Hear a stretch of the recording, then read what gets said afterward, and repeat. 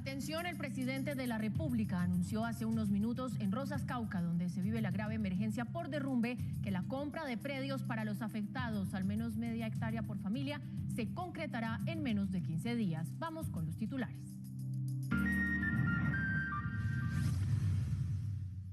Atención, tenemos la explicación de cómo le beneficia la reducción de tasas del ICETEX. Ojo, aplica para los que ya tienen un crédito con la entidad. Más de 130.000 personas serán beneficiadas y tendrán una reducción histórica en los intereses sobre lo prestado. El Ministerio de Educación también anunció más de 500.000 becas universitarias para los próximos 4 años y beneficios que ayudarán a los profesores que se quieran pensionar. El presidente Gustavo Petro logró llegar a la zona del derrumbe en Cauca tras varios intentos fallidos por mal tiempo. En minutos, los anuncios y detalles de su recorrido. Un nuevo deslizamiento en la montaña volvió a afectar la vía panamericana. El colapso en la carretera se mantiene por el alto flujo de vehículos que necesitan viajar entre Nariño y Cauca. Información en directo. Rostros de la tragedia. Esta mujer se niega a abandonar la casa en la que vivió 60 años con su esposo. Él acaba de morir. La vivienda está en riesgo por la fragilidad del terreno. Gobierno busca salidas al problema de movilidad en la Panamericana. Paso fronterizo con Ecuador por el puente Rumichaca o el puerto de Buenaventura entre las opciones. En Nariño, alerta amarilla hospitalaria ante un posible desabastecimiento de implementos médicos por cuenta del cierre de la Panamericana. También hay estragos de las lluvias en Bogotá. Más de 20 familias están en riesgo por deslizamiento en Usaquén. Habitantes de Montes de María Bolívar piden intervención gubernamental ante el aumento de extorsiones y desplazamiento forzado. La JEP ordenó que menores de edad reclutados por las extintas FARC sean considerados víctimas y no máquinas de guerra. Informe anual de Human Rights Watch advierte que Colombia vive lo que califica de violencia endémica. Rescata los esfuerzos por una paz total. El presidente Gustavo Petro anunció que los tenderos del país serán sus delegados ante las juntas directivas de las cámaras de comercio. El dólar ahora a la baja. En minutos, con expertos, les explicamos los factores que han incidido en el mercado de valores. Informe especial. Hay alerta por casos de feminicidios en los primeros 12 días de enero. Cada víctima es una historia demoledora. Tras un feminicidio queda el drama de las familias. Averiguamos los mecanismos de la justicia y cómo prevenir casos. En el mundo, velación en la calle a los 48 muertos que ha dejado la sangrienta protesta en Perú. Crecen las marchas que piden el regreso de Castillo. En deportes, Messi, Benzema y Mbappé son los máximos favoritos a quedarse con The Best, el premio de la FIFA. 24 horas después del lanzamiento de Music Session 53, Shakira está alrededor de los 10 millones de reproducciones en YouTube y sigue siendo tendencia en el entretenimiento. En Cultura, seguimos la historia.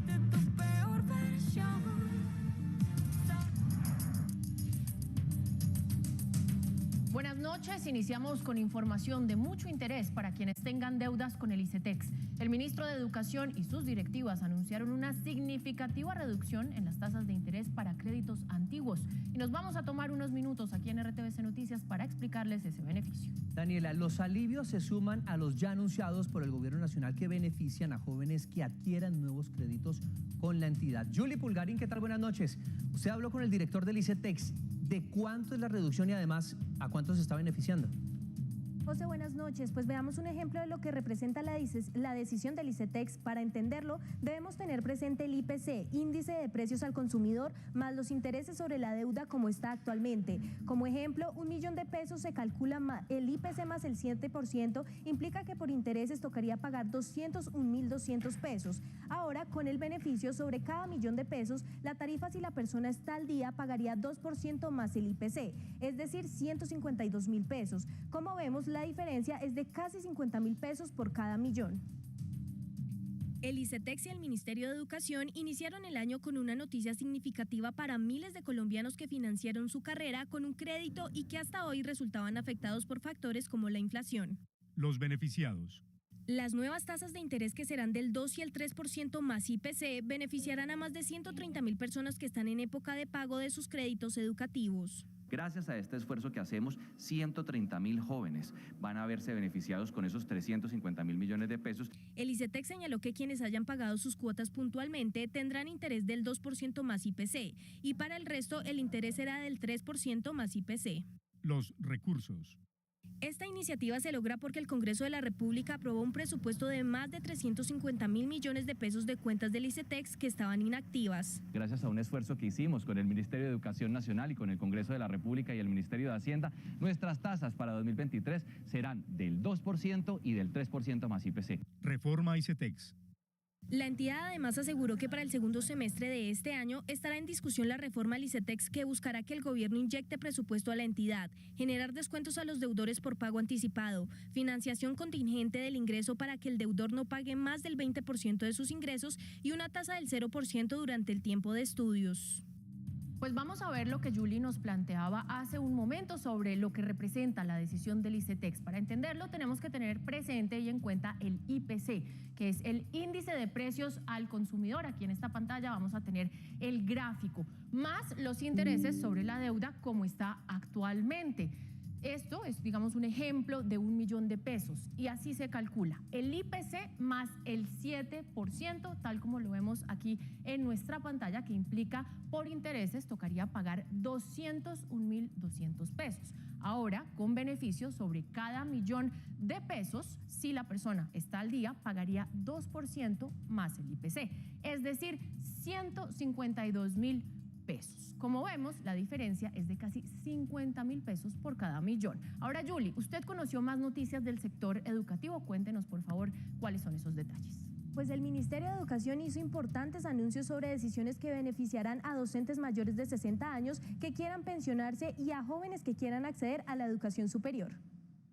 Para garantizar una jubilación digna para los docentes en todo el país, el Ministerio de Educación anunció una propuesta en la que maestros mayores de 60 años que decidan retirarse voluntariamente podrán acceder a una pensión. Si las condiciones del plan de jubilación anticipada son suficientemente atractivas, esa otra mitad, estaríamos hablando de 26.000 personas, se podrían acoger voluntariamente a este programa. El jefe de la cartera además señaló que ya están trabajando con las universidades públicas a nivel nacional para que en los próximos 4 años 500.000 jóvenes puedan acceder a la educación superior. Cuando hacemos las cuentas de los 500.000 pensamos en un aumento progresivo, o sea que en 2023 serían 50.000 adicionales, después 100, 150, 200.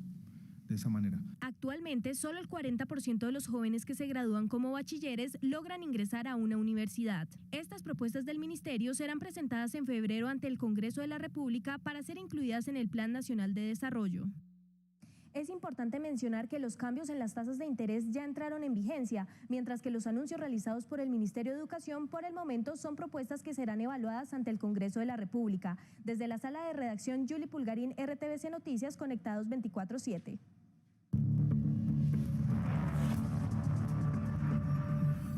Y en Rosas, Cauca, continúan las autoridades atendiendo la emergencia que causó un deslizamiento de tierra el pasado lunes.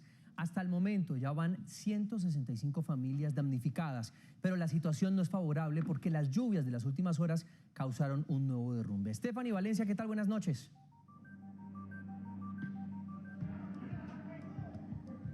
José Fernando, y a todos muy buenas noches. Usted lo ha dicho, fue un fuerte aguacero el que cayó esta madrugada que resultó afectando nuevamente la zona de derrumbe. Se llevó la avalancha otras viviendas que se encontraban aledañas a esa zona. Se extendió además el perímetro de zona afectada. Estamos hablando de 94 hectáreas de tierra afectadas en este momento. Hoy es el 4º día de esta emergencia y hasta aquí llegó el presidente Gustavo Petro para poder visitar a cada uno de los damnificados y también recorrer la zona donde se encuentra la afectación puntualmente. Estamos hablando de más de 60 casas que resultaron derribadas por esta avalancha que se las llevó completamente, escuelas entre ellas también. El presidente Gustavo Petro llegó hasta este albergue donde nos encontramos, aquí fue donde entregó las declaraciones y se comunicó directamente con los damnificados, personas que llevaban mucho tiempo esperándolo, pero que esperaban también respuestas y soluciones y las recibieron. El presidente Gustavo Petro anunció que en menos de 15 días van a poder adquirir las tierras para poder reubicar a cada una de las familias damnificadas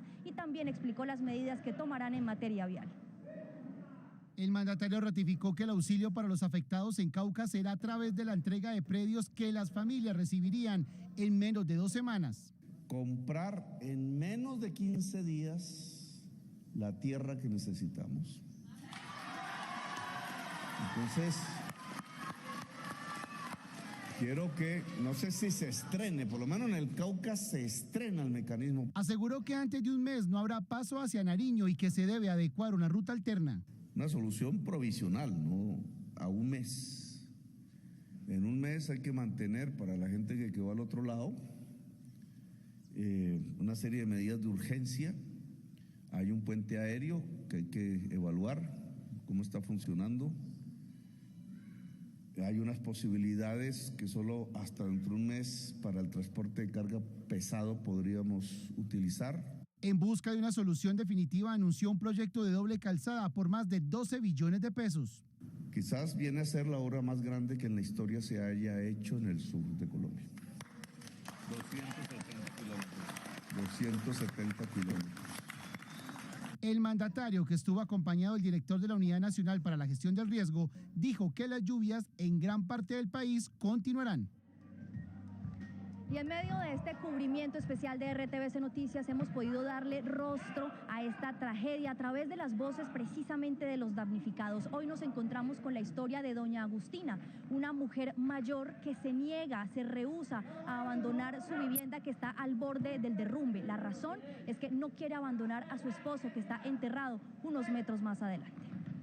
Algunas empresas que me obligan que me vaya, por ejemplo la mona Marinela. Ella que me vaya, yo me estoy desistiendo. Como a esta guadua se aferra doña Agustina a su casa, se rehúsa a abandonar el lugar que compartió con su marido por 60 años y a quien perdió hace poco por un cáncer. Estoy todavía con el dolor del marido y venir a pasar esta tragedia, diga, eso es lo que más me duele. Yo es lo que yo pues no quiero marchar de esta casa. Tiene todo en su lugar, no ha empacado un solo plato. Dice que cada rincón de esta casa tiene una historia y que no quiere alejarse de donde reposa su compañero. No, pues me da guayabo irme de la casa, dejar mis cositas que uno las ha recuperado con el sudor de la frente y dejar mi casa botada. Dejar mi marido allá en el panteón. A pesar de que su casa está llena de grietas y al borde del abismo y que puede arrastrarla una posible avalancha, la recorre confiada, pero de día, porque de noche no duerme. Uno no puede dormir tranquilo. ¿Qué tal que cuando uno esté dormido se reviente eso y uno ni sabe a la hora que... La respuesta a la insistencia de sus hijos es que la Virgen de Fátima, abogada del invierno, los librará. Y lo dijimos al inicio, esta avalancha de la madrugada a raíz de ese fuerte aguacero pues continúa alertando mucho a las autoridades precisamente porque sigue expandiéndose el área afectada. Lo que nos han explicado los expertos es que continúan haciendo análisis en el terreno para poder identificar si necesitan evacuar a muchas más personas, lo que también preocupa a las autoridades porque no hay más espacio en los albergues. Pero mientras la vía panamericana continúa colapsada completamente, cubierta por toneladas de tierra, pues la vía alterna también represada de vehículos, cientos y cientos de vehículos que necesitan sí o sí cruzar por esa vía alterna que es rural para poder transportarse hacia el sur del Cauca y de Nariño. Una avalancha volvió a cubrir la vereda Chontaduro, donde inició la emergencia en la vía panamericana. En comparación a cómo estaba ayer el derrumbe, ya se extendió por lo menos unos 100 metros más. Unas viviendas que se encontraban a este costado de la vía, que habían quedado justamente por el derrumbe, quedaron completamente sepultadas por la tierra. Lo que explican los expertos es que la montaña sostiene mucho peso por el agua y a eso se suma la falla tectónica. La tragedia en la vía panamericana mantiene la vía alterna colapsada. Es angosta y destapada, lo que hace que motociclistas y vehículos particulares estén represados. Más o menos una hora me demoré, porque venía en moto, pero los carros sí están allá parados. Ese pedazo normalmente uno lo pasa por ahí en una hora, yo lo pasé como en 3 casi. Piden que no se cobre el peaje por una vía corta y en mal estado. Están cobrando pues para pagar por esa trocha y más arriba toca colaborarle a la gente para que ayuden a empujar los carros. Toca pagarles, sí, no es justo, sí. La vía alterna estará habilitada hoy únicamente en el sentido sur-norte del peaje El Bordo hacia Popayán y solo hasta mañana se evacuará este trancón de todos los que vienen del norte y van hacia el sur del Cauca. ¿Con qué fin? De que los que están represados hacia el sur en el peaje del Bordo puedan salir, evacuar hacia la zona norte. Las autoridades continúan garantizando el abastecimiento de alimentos en el municipio, transportando las ayudas humanitarias vía aérea y carreteras alternas. Hay mucha expectativa aquí en los albergues luego de haber escuchado las promesas del presidente Gustavo Petro, todo el plan de manejo que se tiene para poder cubrir esta emergencia y poder atender a cada una de las familias damnificadas. Nosotros, por supuesto, estaremos muy atentos haciéndole seguimiento a cada una de esas medidas. Con la cámara de Edgar Castillo, Stephanie Valencia, RTVC Noticias, conectados 24/7. Stephanie, muchas gracias por ese reporte. Y en Nariño fue declarada la alerta amarilla hospitalaria ante un posible desabastecimiento de implementos médicos. Las autoridades piden un plan de contingencia para atender a la comunidad. Diego Burgos, periodista de la Radio Nacional, tiene la información. En el departamento de Nariño, el Instituto Departamental de Salud declaró la alerta amarilla hospitalaria, esto con el fin de garantizar los servicios de salud y sobre todo el tema de tratamientos, esto luego del cierre de la carretera panamericana en el municipio de Rosas. Lo que estamos haciendo es declarando una alerta amarilla con el fin de hacer alistamiento en todos los prestadores de servicios de salud del territorio municipal para que inicien ya a aplicar el plan de contingencia. Ese plan de contingencia se ha recomendado algunas pautas para que podamos avanzar en el tema de garantizar la debida prestación de servicios. Las autoridades de salud del departamento de Nariño han informado que hasta el momento hay abastecimiento de medicamentos, como también todo lo relacionado a oxígeno en los hospitales, que por el momento no hay desabastecimiento de esos productos. Radio Nacional de Colombia y RTVC Noticias, conectados 24/7. La Defensoría del Pueblo mantiene la alerta en Arauca por la crisis humanitaria que causan los enfrentamientos entre las disidencias de las FARC y el ELN. Según las autoridades, los grupos criminales pelean a sangre y fuego el control del territorio y las rutas del narcotráfico. El ensordecedor ruido de las bombas y el martilleo constante de los fusiles ya hacen parte de la cotidianidad de municipios como Saravena, Tame, Arauquita, Fortul y Puerto Rondón. Los muertos del último año en Arauca ya se cuentan por centenas. El más reciente enfrentamiento en Puerto Rondón dejó 10 muertos, entre ellos alias Solín, cabecilla principal de finanzas del batallón Héroes y Mártires de las disidencias de las FARC. Que ha ocasionado pues muchas muertes, desplazamientos, zozobras en el territorio.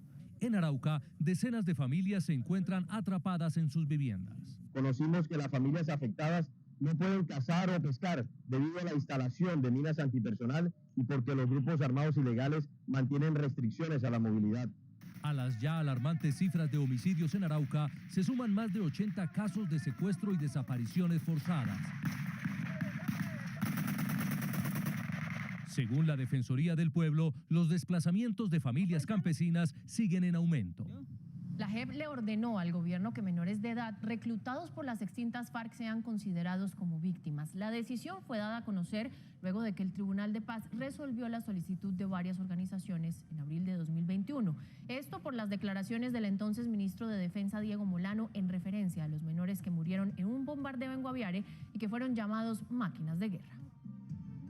El juzgado 28 penal de conocimiento de Bogotá negó la solicitud para liberar 3 jóvenes que fueron designados por el gobierno nacional como voceros de paz. Se trata de Luidiar Felipe Camacho, Steven Guevara y Daniel Ruiz, quienes fueron detenidos en medio del paro nacional de 2021. A través de este documento, el despacho reiteró que la autoridad judicial facilitada para este tipo de trámites es un juez de control de garantías. Y la comunidad de Montes de María envió un oficio al Alto Comisionado para la Paz. En este le pide apoyo ante el aumento de acciones violentas por parte de grupos armados ilegales en la zona. Desplazamiento forzado y extorsiones son los delitos que siguen latentes en los Montes de María, subregión de Bolívar y Sucre, según sus habitantes. Se perdió y más nunca regresó. Dicen que está enterrado cerquita de Coloso. Desde hace 12 horas, 30 veredas están bajo la intimidación del Clan del Golfo, que amenaza a profesores y comerciantes. Han denunciado homicidios desplazamientos forzados, confinamientos rurales por más de 12 horas, intimidaciones a través de panfletos. La Procuraduría solicitó al Alto Comisionado para la Paz brindar garantías de seguridad. En el último semestre de 2022, 52 personas fueron asesinadas en esta zona. El capítulo referente a Colombia del informe anual de Human Rights Watch sobre derechos humanos indica que la violencia en el país sigue en aumento. No obstante, destaca el hecho de que Colombia sea una nación con una transición pacífica en su modelo de gobierno. Si Colombia es el suelo que se habita, violencia en cifras sostenidas es la realidad enquistada en el extremo norte de Sudamérica. Lo afirma Human Rights Watch, que en la interpretación diagnóstica en formato de entrega anual que hace de cada rincón del planeta, lee a Colombia como el escenario latino donde la vulnerabilidad civil es un rasgo. El capítulo del informe retrata a Colombia, al menos en los 365 días de 2022, como una población civil expuesta al estímulo del abuso, por parte de la ilegalidad en su manifestación armada, pero también de la fuerza pública cuando decide usar las calles para protestar. A más de 30 agrupaciones ilegales armadas, algunas disidentes FARC o del acrónimo ELN, el capítulo atribuye masacres, alistamiento infantil, desplazados a escala macro y violencia sexual. Fuego latente y la inseguridad colateral se acompañan del drama humanitario que supone que Colombia sea una estación del flujo migrante obligada en el continente, desperdigando gente de distinta nacionalidad en sus calles. Lo anterior, la ONG lo matiza viendo el potencial colombiano de su transición democrática al gobierno actual, pero le pone como materia pendiente la justicia, la educación y la preserva de su diversidad. Las lluvias han ocasionado deslizamientos de tierra en Usaquén, al norte de Bogotá. Cerca de 20 familias han resultado afectadas. Katy Sánchez, usted está en el lugar. Cuéntenos qué está pasando. Muy buenas noches a usted y a todos los televidentes. Como usted lo dice, nos encontramos en la parte alta de la localidad de Usaquén. Lo que ustedes están viendo en el fondo es una cinta que dice peligro, que hay una alerta por deslizamientos debido a las fuertes lluvias. Enseguida hay una casa color café. Allí vivían 10 personas y tuvieron que evacuar, salir corriendo, porque no solamente es por las fuertes lluvias, sino por unas obras que quedaron a medio hacer. En la siguiente nota les contamos los detalles. Nuevamente las lluvias están generando afectaciones en Bogotá, ocasionando daños materiales en el norte de la ciudad. Al menos 60 familias tendrían que evacuar dado el riesgo de deslizamiento de tierras. Estamos muy en peligro acá. Lo que pasa es que los señores cuando hicieron estas obras las hicieron muy mal hechas. Nos encontramos en el barrio Santa Cecilia Alta, ubicado en la localidad de Usaquén. Lo que ustedes están viendo en este momento es un deslizamiento generado por las fuertes lluvias, pero también por la mala planeación de la construcción de este barrio. Lo que han asegurado los habitantes es que ya llegó IDIGER y también Secretaría de Ambiente, pero aún no le dan solución a las 60 familias. Lo único es que evacúen. Tenemos más de 60 familias afectadas, incluyendo tanto como la parte que estamos aquí arriba, como los que están acá abajo, están totalmente afectados. La lluvia, pues bueno, la lluvia no ha sido muy pasiva con nosotros. Hasta el momento van 6 viviendas en alto riesgo de colapso. Los habitantes del sector afirman que no han podido dormir de la incertidumbre. En las últimas horas se registró la caída de un poste de luz sobre una vivienda, luego de que el terreno se inestabilizara por las precipitaciones. Las familias dicen que no tienen plata y tampoco saben para dónde ir. Hay bebés, personas en condición de discapacidad y personas de la tercera edad. El presidente Gustavo Petro se reunió con voceros de los tenderos del país. Anunció que ellos serán los representantes de su gremio ante las juntas directivas de las cámaras de comercio. Luisa Barberi, buenas noches.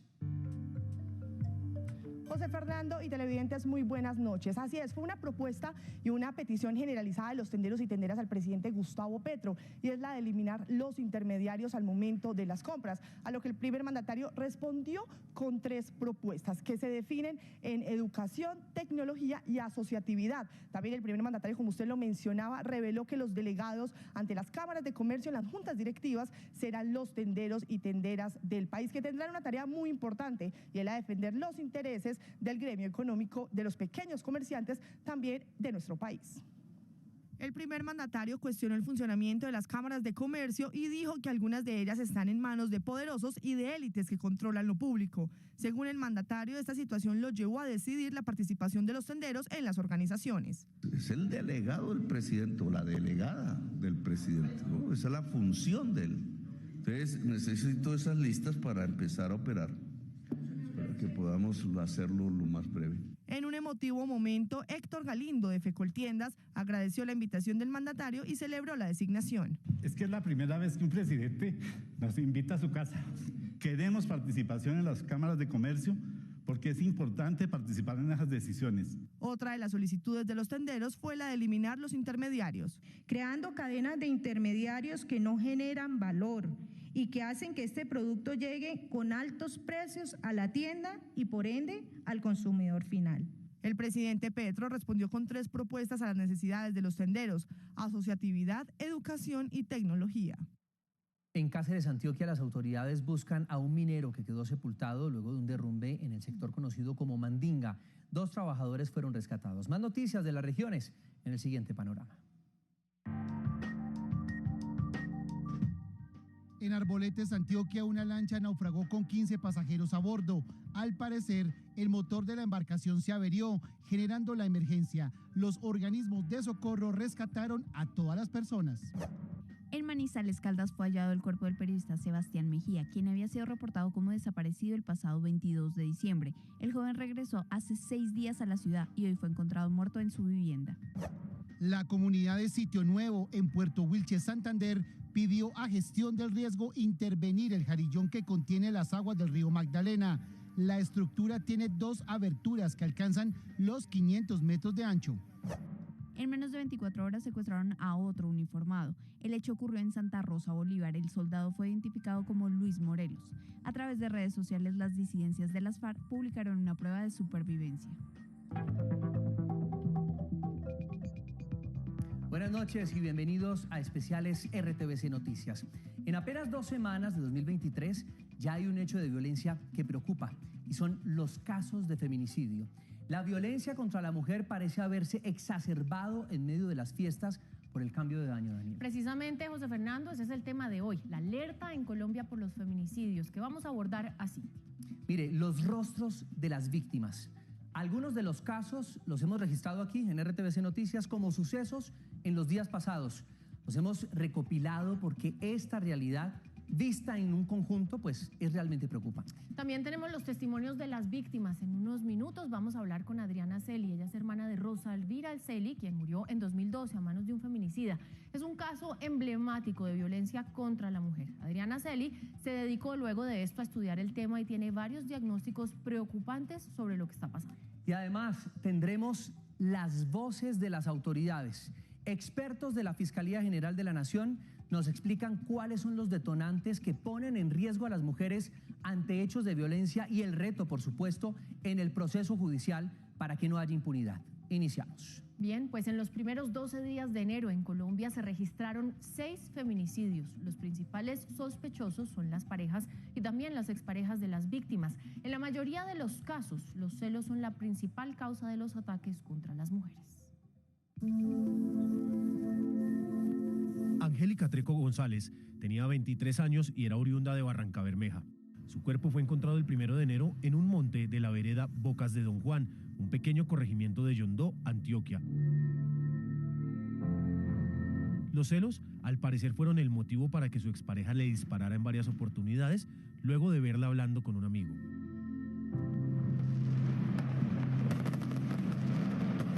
También el 1 de enero en la madrugada fue asesinada Gina Paola Bocanegra Hernández. El feminicidio ocurrió en el sector de Aranjuez, en Medellín. Gina Paola tenía 22 años y, como muchos, celebraba en una discoteca junto a unos amigos la llegada del Año Nuevo. Hasta allí llegó su asesino, que le exigió que se fueran para la casa, pero ante la negativa de Gina, decidió esperarla en un callejón en donde la atacó. Luis Alfonso Rivera, el hombre detenido por este crimen, es su expareja, el mismo al que Gina ya había denunciado en el pasado cuando con un arma blanca la atacó en 7 oportunidades. Sin embargo, solo fue capturado después de acabar con la vida de Gina. Los hechos no solamente conmocionan al departamento de Antioquia, más casos se han reportado en diferentes regiones del país. En Bogotá ocurrió uno de los más impactantes. Yamiles Brito se convirtió en otra víctima, nuevamente el sospechoso, su expareja sentimental. Yamiles tenía 42 años y un hijo de 12. Su confeso asesino fue Darío Guerra Castañeda, un hombre con el que sostuvo una corta relación en la que ya la había atacado. Hasta que no la asesinó, no se pronunciaron, ahí ya empezó la fiscalía a moverse, ya empezaron la policía, pero mientras tanto, todo queda ahí. Este feminicidio ha conmocionado a la sociedad. El responsable no solo aceptó lo que hizo, además amenazó al hijo de Yamiles. Y le pasó un pantalón lleno de sangre que ella tenía, el que tenía puesto ese día, y le dijo, llámate a tu mamá. Karen Lisbeth Guerra Hernández, la última vez que la vieron, recuerdan sus vecinos, fue la noche del 31 de diciembre. Saludaba y daba el año nuevo a sus familiares y amigos del barrio. Esa misma noche, la mujer de 47 años desapareció. Los vecinos que celebraban la llegada del 2023 recuerdan que al lugar llegó la expareja de Karen, y para algunos fue extraño verlo tomando cerveza en la terraza de la casa solo. A Karen no la volvieron a ver. Mira los pies ahí. Su cuerpo fue hallado enterrado en el propio patio de su casa bajo una espesa capa de cemento. Mira los pies. Su feminicidio ha tenido a la comunidad de Galapa consternada. Son hechos que merecen todo el rechazo de la sociedad atlanticense, de la sociedad colombiana. Es inaudito que sucedan en el departamento del Atlántico. Colombia es el 10º país en el mundo con mayor casos de feminicidios. Y aunque el Estado implementó este como un delito de género con penas muy altas, siguen siendo muchos los casos, incluso los que no se registran. Increíble ese ranking. Les decíamos que un caso emblemático en nuestro país que muestra en su dimensión los feminicidios es el de Rosalvira Celi. En mayo del año 2012, Rosalvira salió del sitio donde estudiaba. Se encontró con un ex compañero de la escuela. El hombre la llevó a un paraje del Parque Nacional y allí la sometió a crueles torturas, abusos inarrables, y también la dejó herida de muerte. Rosalvira murió en el hospital 4 días después. Su caso no solo generó indignación en todo el territorio nacional, sino que motivó la sanción de la ley que tipificó el feminicidio como delito en Colombia: asesinar a una mujer por el hecho de serlo. Pues Rosalvira Celi es una inspiración para muchos, incluida para su hermana. Hoy, una férrea defensora de los derechos de las mujeres. La saludamos, Adriana Celi. Ella es trabajadora social especializada en ciencias criminológicas y penales. Adriana, buenas noches. Buenas noches a ustedes y buenas noches, televidentes. Adriana, desde su experiencia, ¿le parece que este año está siendo particularmente violento contra las mujeres comparado a los demás? Pues tristemente nos recibió el 2023 con unas cifras que uno diría aterradoras, pero las violencias contra las mujeres históricamente han existido. Solo que en este momento somos capaces de visibilizarlo, de no quedarnos calladas, de denunciarlo, y gracias a los medios de comunicación podemos también transmitir esta información, visibilizar lo que les sucede a las mujeres todos los días. Adriana, ¿cómo son y cómo se han fortalecido las iniciativas que usted lidera para proteger a las mujeres? Desde el 2012, cuando asesinan a mi hermana Rosalvira, creo que como familia nos dimos o pusimos una apuesta, digamos, para fortalecer la seguridad para las mujeres, es decir, cómo poder trabajar para evitar que a otras les pasara lo que le sucedió a mi hermana, para evitar que otros niños, otras niñas sufrieran lo que sufrió mi sobrina y lo que sufre mi sobrina. Pero también es la apuesta por nosotras mismas, por nuestra vida digna, por evitar que a otras mujeres les pasen situaciones de violencia, tanto en sus hogares como por parte de otras personas, de otros hombres, pues. Bien, ya regresamos con Adriana, vamos a revisar las cifras. Las investigaciones han permitido determinar que los feminicidios son cometidos por la pareja en un 36% y por la expareja en un 43%. Otra cosa que vamos a analizar es cuáles son los lugares donde las mujeres están en riesgo. La vivienda, ojo a esto, con 63% y en la vía pública apenas el 29%. Según estos datos, es más peligrosa la casa, Daniela y televidentes, que la calle, infortunadamente. Infortunadamente, como usted lo dice, y el contexto de la violencia intrafamiliar, donde según los expertos muchas veces está el detonante inicial de los feminicidios, en 2022 cerró con 88.000 casos. Además, entre todos los riesgos que enfrentan las mujeres, hay uno que con frecuencia les cuesta la vida. Las denuncias cuando están en riesgo no siempre son atendidas. Las denuncias fueron más de 10 veces por parte de la misma mujer. Ella denunció más de 10 veces al agresor y aún así ocurrió un feminicidio. Los feminicidios no distinguen clase social, económica ni rango de edad. Genera una responsabilidad a nivel de los fiscales y de los investigadores, y es precisamente indagar por el contexto en que se produce, por los ciclos de violencia repetitivos. Uno de los grandes retos del proceso judicial es que aunque son personas con grados altos de cuadros psicóticos, no se conviertan en inimputables y respondan por los crímenes. Por eso que le apuntamos mucho, como lo mencionaba desde un inicio, a la parte médica, a la parte forense, a la parte técnica, para que ya tengamos la convicción ante el escenario judicial de que efectivamente esta persona tenía, por supuesto, todo el conocimiento y la voluntad para cometer el hecho. En promedio, cada 48 horas, una mujer es asesinada en el país. La Procuraduría reportó más de 600 alertas por violencia contra la mujer. En Bogotá fueron 202, Ibagué 76 y le sigue Soacha con 68. La Fiscalía tiene el papel fundamental para establecer cuándo los crímenes son cometidos por el hecho de ser mujeres. Es decir, que la tipificación del feminicidio no pase como un homicidio común. Ya son los diferentes elementos materiales probatorios, la evidencia técnica y, por supuesto, la evidencia forense la que nos va a permitir a nosotros establecer si nos encontramos frente a algún tipo de feminicidio o de homicidio. La Fiscalía asegura que atiende las denuncias de mujeres en riesgo de manera prioritaria. Para que aquellas personas que estén cometiendo estos actos delictivos tengan, por supuesto, una alerta roja de que en Colombia no se debe asesinar a ninguna mujer. Durante el año 2022 se registraron 193 casos de feminicidio según la Fiscalía. De esos se han resuelto judicialmente 191. Mientras que el Observatorio de Feminicidios Colombia dice que son más de 500 y la Fundación Feminicidios Colombia ha contabilizado más de 200. Solo en Bogotá, a través de la línea Púrpura, se han atendido a más de 14.000 mujeres. Increíble la cifra, cada 48 horas muere una mujer. A las 7:37 volvemos con Adriana Celia. Adriana, ¿se está incumpliendo tal vez con el mandato legal de la implementación de la cátedra de género en los colegios? ¿Usted qué piensa?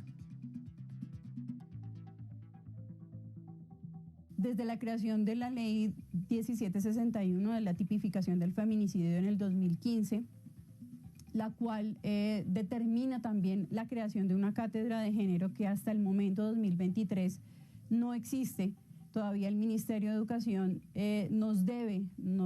todavía tiene esa deuda con las mujeres y con la sociedad de nuestro país, porque es importante empezar a trabajar desde los niños y las niñas en la educación. Es importante hablar de igualdad, de respeto a los seres humanos, seamos hombres o seamos mujeres. Diana, desde el asesinato de su hermana a hoy, ¿cuál es el avance en cuanto a los derechos de las mujeres?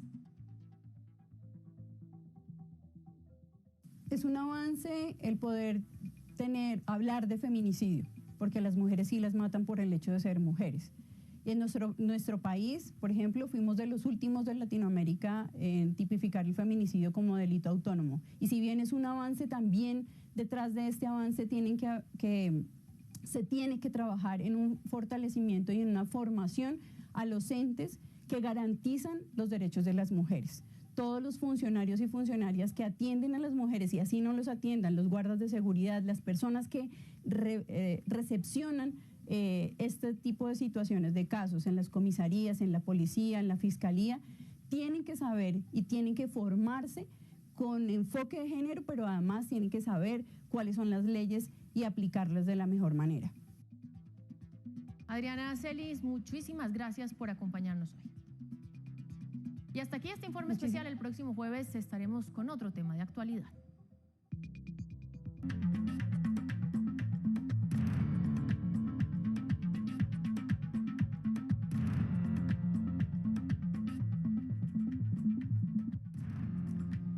Noticias del mundo en RTBC. Aumentó a 47 el número de muertos en medio de las protestas en Perú, que completan ya más de un mes. 30 personas resultaron heridas en las confrontaciones. Gases lacrimógenos, caos en las calles y centenares de protestantes exigiendo que Boluarte deje la presidencia y el reclamo de indulto a Pedro Castillo siguen siendo protagonistas de la crisis en Perú, que cobra más muertos. Esta vez al sur, en Cusco, cayó otra víctima, un civil que habría muerto aparentemente por un impacto de proyectil en el pecho. Lamentamos que enfrentamientos en Cusco hayan originado fallecimiento del presidente de comunidad de Anansaya, Remo Candia Guevara. Casi 50 muertos en nuestro país no tiene ninguna justificación ni política, ni ideológica, ni militar. Entre los más de 30 heridos, autoridades estiman que hay al menos 19 policías. Familias en Puno retratan así la intensidad de lo que pasa. Y empezaron a disparar, a quemarropa, a quien sea que pase. El jovencito que ha muerto no era un protestante. Dentro de las víctimas también habrían personas ajenas a la protesta. Dominga es una de las madres en Juliaca a las que una bala le arrebató todo. Estaba caminando y solo se ha quejado que le duele la barriga.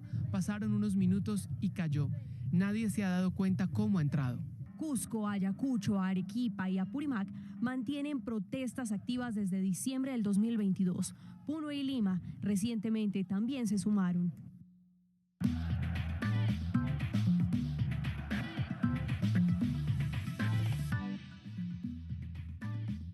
Y 41 minutos, iniciamos con la información deportiva e infortunadamente con una mala noticia para los hinchas de Junior. Juan Fernando Quintero finalmente no se vestirá de tiburón en el 2023. Con un mensaje en sus redes sociales, el futbolista informó que la negociación, abro comillas, no se pudo hacer, cierro comillas. Además, agradeció el respeto y se despidió de la hinchada deseándoles éxitos en lo venidero, tras frustrarse su paso al Junior y conocerse que Flamengo también desistió de contar con el jugador. Solamente el Inter de Porto Alegre en Brasil es el equipo que se perfila para contar con los servicios del 10 de la selección Colombia. 14 estrellas se disputan el título a mejor futbolista del 2022. La premiación, que será el 27 de febrero, tiene como máximos favoritos a Lionel Messi y a Karim Benzema. Y por primera vez, Cristiano Ronaldo no está nominado. El título mundial lo perfila como el ganador. Lionel Messi encabeza la lista, que contiene grandes estrellas que sueñan con quitarle el trofeo. Entre ellos el Balón de Oro Karim Benzema, que aunque no estuvo en el mundial, su temporada lo expone como un digno ganador. Hay otros que también luchan por la distinción. Kylian Mbappé, subcampeón del mundo, es sin duda el futuro del fútbol, destacándose desde hace 5 años. Y su gran rival es Erling Haaland, también nominado al premio del mejor.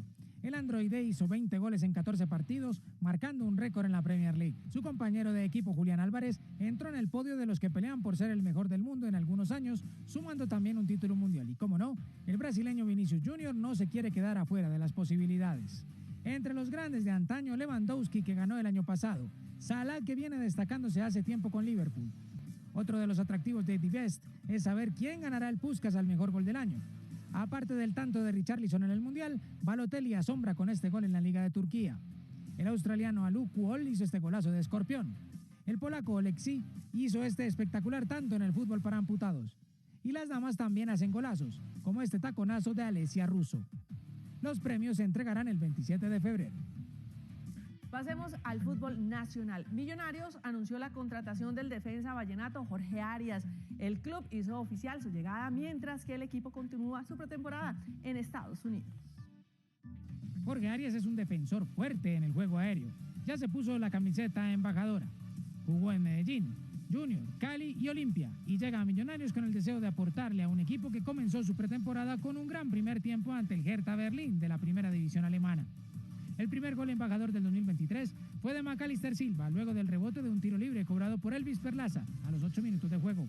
El 2-0 fue de Luis Carlos Ruiz, que aprovechó a los mismos 8 minutos, pero del segundo tiempo, el desconcierto alemán. A Millonarios se le notó la falta de ritmo futbolístico.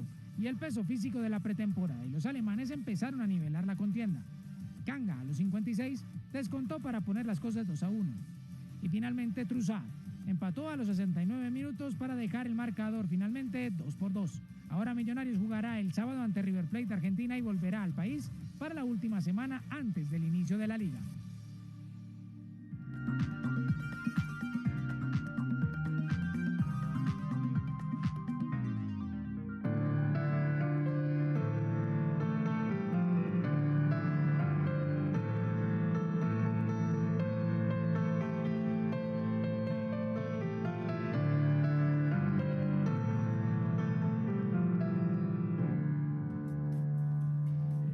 Yo no sé ustedes, pero desde ayer yo no he parado de cantar el coro de la canción de Shakira, además porque sigue siendo tendencia en todas las redes sociales. Con eso abrieron todos los portales de noticias hoy sus secciones de entretenimiento y de cultura, y está disparada en reproducciones en YouTube. Así que por supuesto tenía que traerles un pedacito de mi versión. Y es que de tanto pensar en la canción tengo 3 apuntes.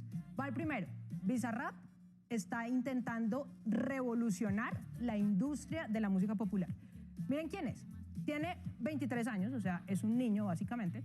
Es argentino y se inventó esas sesiones. ¿Qué quiere decir? Que invita a un artista, hacen una base armónica y el artista tiene un tiempo récord para escribir una letra y una melodía sobre esa música que acaban de hacer. ¿Dónde está la revolución? Primero, en esa forma de escribir música, y segundo, en que no lo hace con una disquera, lo hace él solo en su estudio. Segunda idea, la letra, que claramente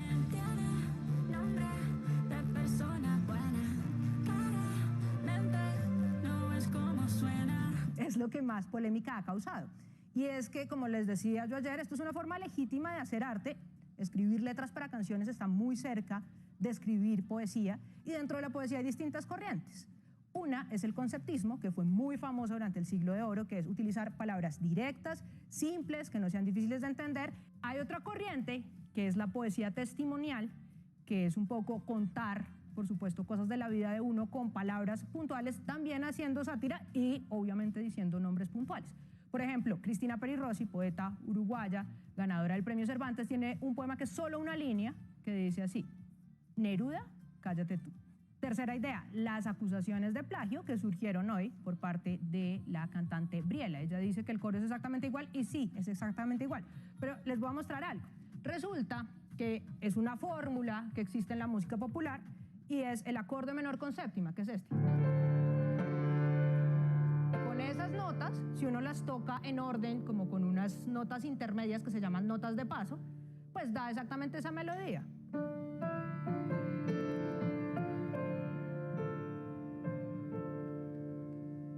Entonces, ¿qué pasa? Pues que eso es una fórmula que han utilizado muchos. Vengan, les tengo 3 ejemplos. Miren, este señor, que es mexicano y que se llama Caín Guzmán, hizo esta canción en enero del 22, o sea, antes de la canción de Briela, y miren cómo suena. Recuérdame si yo no te he dado motivos, no te he dado razones. O miren este otro ejemplo que se llama Secret Number, que es de un grupo de K-pop. La hicieron en noviembre del 21 y suena así.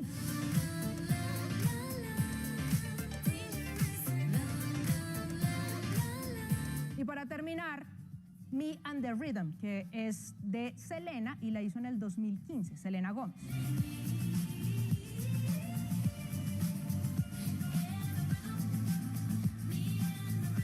Como esos 3 artistas, y como Briela y como Shakira, debe haber muchos utilizando la misma fórmula. Es como si acusáramos de plagio a todos los escritores del boom latinoamericano que hablaran de una tarde con sol canicular.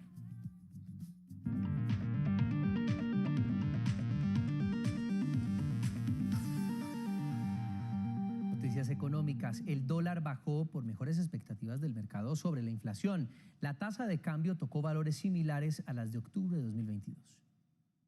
En 4.675 cerró el precio del dólar, lo que representa 52 pesos menos frente al cierre de ayer. La caída de la tasa de cambio se debe al mejor ambiente internacional por el comportamiento de la inflación, ya que en algunas partes del mundo, como Estados Unidos, China y Europa, está cediendo terreno. Y esto, en la medida que se continúe, pues por supuesto va a quitar más presión a los bancos centrales, van a probablemente a dejar de subir tasas y por supuesto esto debilita el dólar americano. Sobre el mercado interno, los analistas proyectan que los precios de los alimentos podrían caer en el primer trimestre de este año. La libra de café colombiano se cotizó en la Bolsa de Valores de Nueva York a $1.49. El precio interno de la carga subió 35.000 pesos y llegó a 1.731.000 pesos. 490.000 millones de pesos serán invertidos en la financiación, construcción, operación y mantenimiento del Aeropuerto Internacional Rafael Núñez de Cartagena. El Consejo de la Aeronáutica Civil aprobó la iniciativa que generaría más de 13.000 empleos. En diciembre de 2022, la producción de aceite de palma en Colombia fue de 131.000 toneladas. El comportamiento de la producción en 2022 generó un incremento de 1,2% frente al 2021.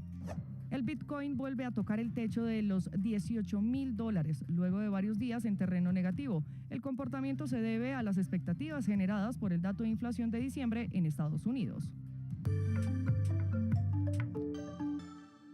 La Corte Suprema condenó a 8 años de cárcel al excongresista Roberto Herrera por corrupción. Al parecer, gestionó recursos ante entidades gubernamentales para entregarlos a varios contratistas. Más hechos del día en un minuto.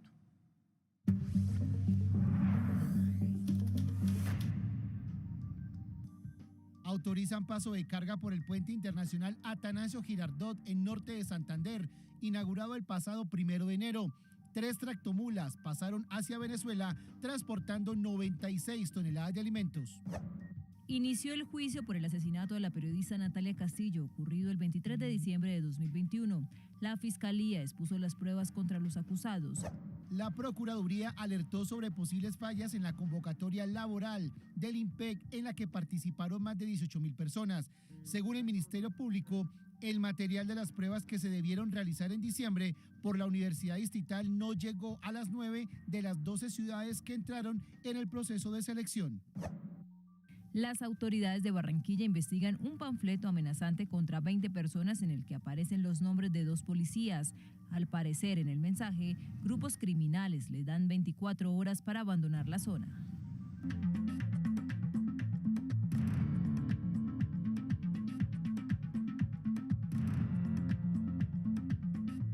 El presidente de Venezuela, Nicolás Maduro, reconoció que las energías limpias sustituirán a los hidrocarburos. Aseguró y además coincide con el presidente de Colombia, Gustavo Petro, respecto a las ideas sobre una economía postpetrolera. A continuación, más noticias hoy en El Mundo.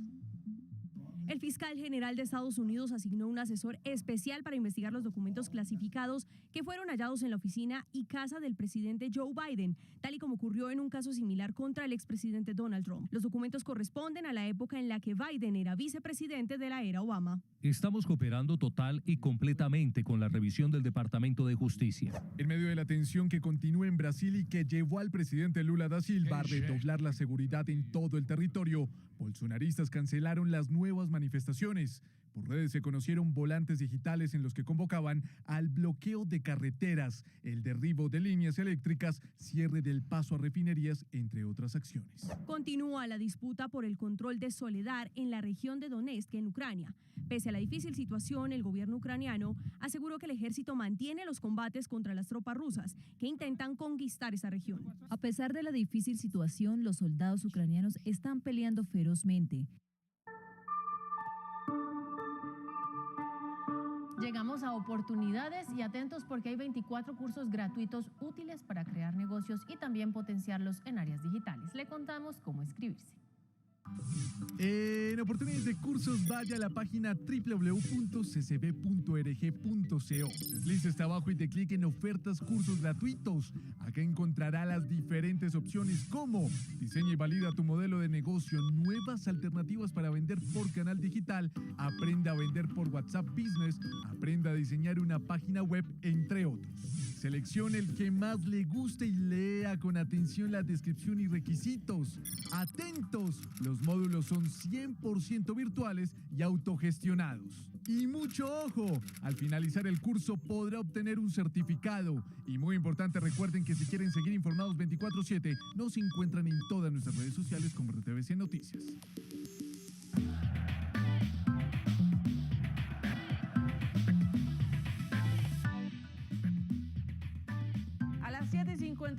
minutos regresamos con más información deportiva. Gustavo Alfaro no va más como técnico de la selección de Ecuador.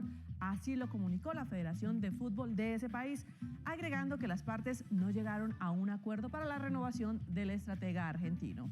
Más noticias las tenemos para ustedes aquí en RTVC Noticias. En el fútbol inglés. En la Supercopa de España, Lewandowski al minuto 40 abrió el marcador a favor del Barcelona.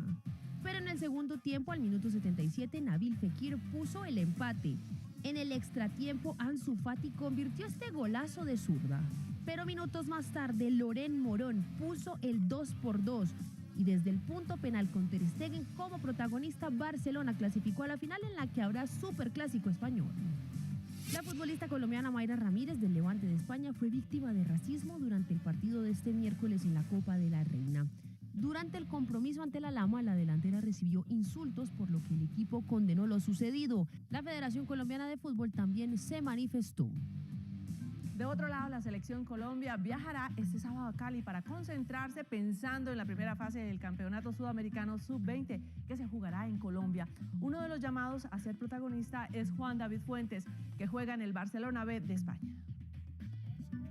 Esta es una nueva oportunidad para él después del suramericano de hace 4 años. Sí, es una revancha para mí, para el staff, para todos, creo que, y más aquí jugando en Colombia, que tenemos que hacer las cosas bien y sin presión y sin nada, pero nos toca hacer las cosas bien y luchar por el campeonato. A Juan David Fuentes también lo acompaña un crecimiento significativo, pues este monteriano formado en España llega con más madurez al torneo.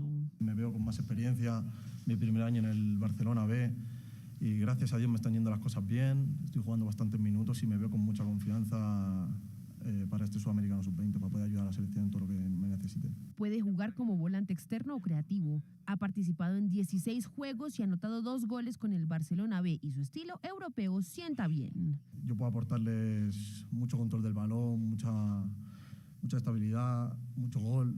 Y igual yo también tengo que aprender mucho de los de mi equipo y si Dios quiere nos van a salir bien las cosas. Agilidad, precisión y experiencia internacional. De todo el gusto de Héctor Cárdenas, Juan David Fuentes será la pieza clave del mediocampo tricolor.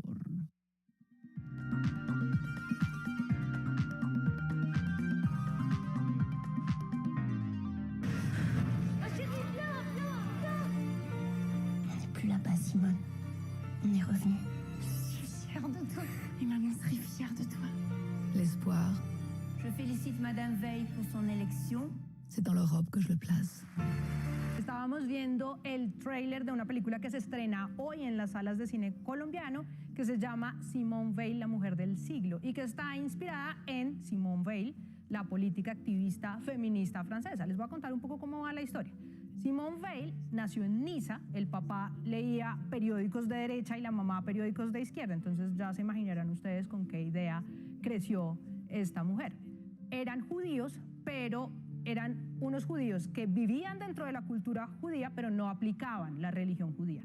Sin embargo, ellos vivieron alrededor de 1940, les cayó por supuesto todo el holocausto y todo el nazismo, y cuando Francia se convirtió en un régimen colaborador de los nazis, pues comenzaron a tener muchos problemas. Entre esas, el papá, que era arquitecto, perdió el trabajo porque no se permitía contratar judíos, y luego la Gestapo los capturó y se los llevó a los campos de concentración.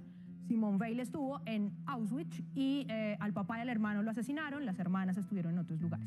Es una de los pocos sobrevivientes del holocausto, tenía 19 años cuando pudo volver finalmente a Francia, entró al colegio de leyes y luego se casó con Antoine Veil, que fue su esposo. Estando casada con Antoine Veil, tuvo 3 hijos y dijo, ¿sabe qué? Yo quiero ser abogada. Y este señor le dijo, ¿para qué? Eso no es de mujeres.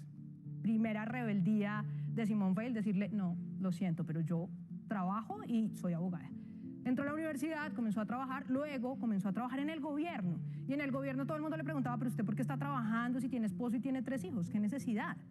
Y ella siempre les respondía, eso no es asunto suyo. Estando ahí, hizo cambios muy importantes para las mujeres. Por ejemplo, solucionó los problemas que había en las penitenciarías de mujeres.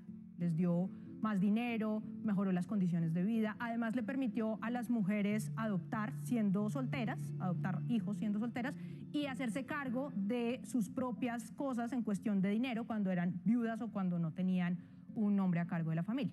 Luego, cuando Pompidou fue el presidente de Francia y Chirac fue el primer ministro, ella tomó la voz del Ministerio de Sanidad. Fue la primera mujer y la única. Miren esta imagen, se las voy a pasar una vez, mírenla otra vez y una tercera. Un montón de hombres y la única mujer. Estando ahí también hizo cosas muy revolucionarias, sobre todo teniendo en cuenta que sus filiaciones políticas en principio eran conservadoras, como por ejemplo permitir la distribución de anticonceptivos y, yendo aún más lejos, legalizar el aborto. Ella dijo que era una forma de evitar las muertes entre mujeres. Por supuesto, esto le trajo un montón de problemas de todos lados, un montón de enemigos, incluso la acusaron de genocidio de bebés, equiparando un poco lo que ella había vivido con el nazismo, con la legalización del aborto que había promovido. ¿De dónde vienen todas esas ideas tan liberales y tan progresistas si esta mujer era de una corriente conservadora? Pues ella lo simplificaba en una sola frase que se inmortalizó y que sigue viva, y es: los derechos humanos no son ni de derecha ni de izquierda, son cuestión de sentido común. RTBC Noticias, emisión central.